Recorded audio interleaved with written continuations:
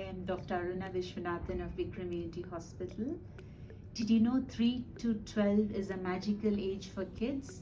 Because that's when the brain is growing. And more than food, what is super important is oxygen. Is your child not breathing properly?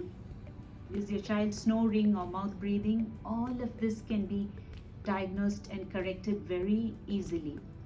And what do you expect the moment the breathing improves? Better school performances, better concentration, memory power, physical growth.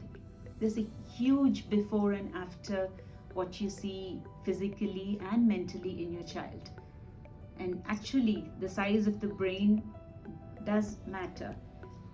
In the 12th grade, if you want a kid to get a certain, say the kid gets 90%, if his pinnacle or peak performance is 98, 99%, that's what he will reach.